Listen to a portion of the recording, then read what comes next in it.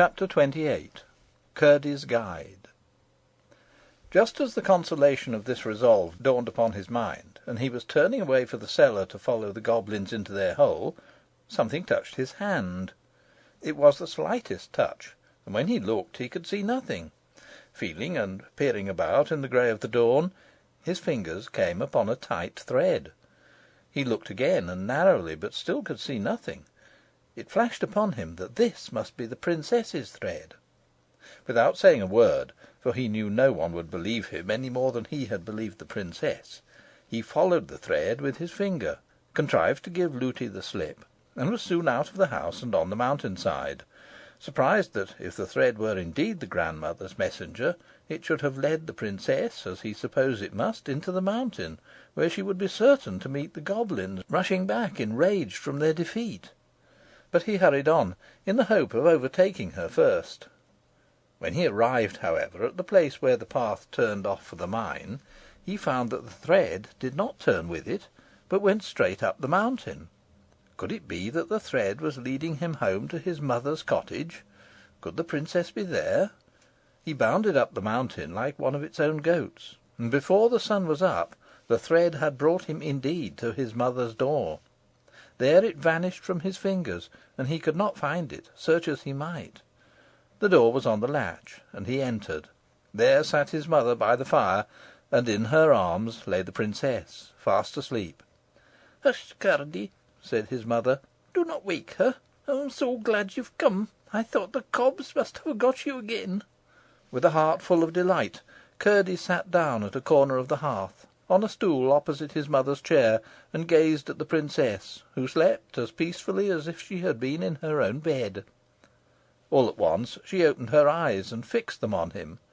"Oh, Curdie, you've come," she said quietly. "I thought you would." Curdie rose and stood before her with downcast eyes. "Irene," he said, "I'm very sorry. I did not believe you." "Oh, never mind, Curdie," answered the princess. "You couldn't, you know. You do believe me now, don't you?"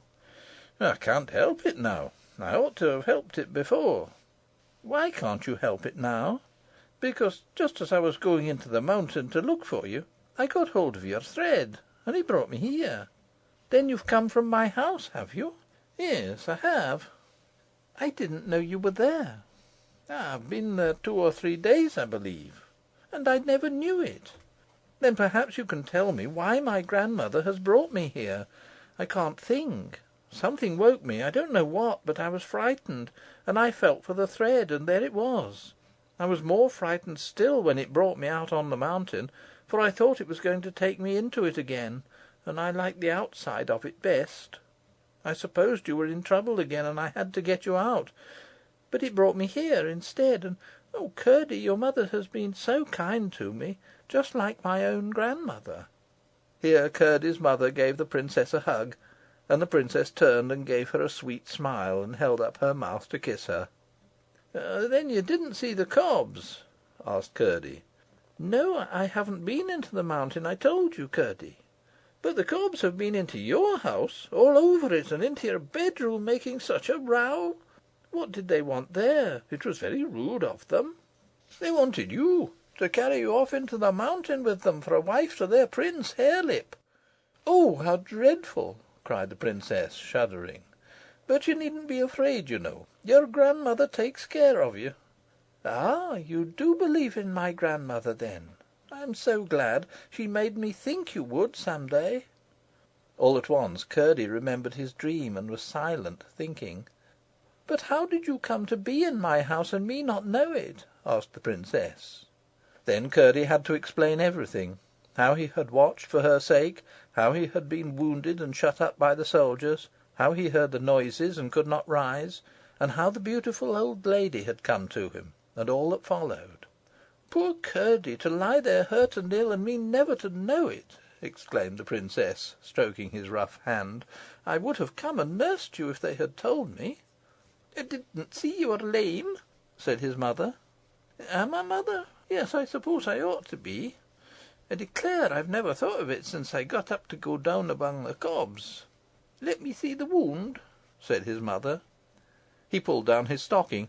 when behold, except a great scar, his leg was perfectly sound.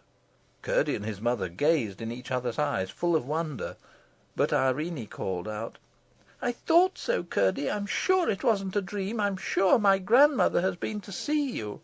Don't you smell the roses? It was my grandmother healed your leg and sent you to help me." "No, Princess Irene," said Curdie. "I wasn't good enough to be allowed to help you. I didn't believe you. Your grandmother took care of you without me. She sent you to help my people anyhow. I wish my king papa would come. I do so want to tell him how good you've been." "But," said the mother, "we are forgetting how frightened your people must be. You must take the princess home at once, Curdie, or at least go and tell them where she is." "Yes, mother, only I'm dreadfully hungry. Do let me have some breakfast first. They ought to have listened to me, and then they wouldn't have been taken by surprise as they were." "That is true, Curdie, but it's not for you to blame them much. You remember?" "Yes, mother, I do. Only I must really have something to eat." "You shall, my boy, as fast as I can get it," said his mother, rising and setting the princess on her chair. But before his breakfast was ready, Curdie jumped up so suddenly as to startle both his companions. "Mother, mother!" he cried, "I was forgetting. You must take the princess home yourself. I must go and wake my father." Without a word of explanation, he rushed to the place where his father was sleeping. Having thoroughly roused him with what he told him, he darted out of the cottage.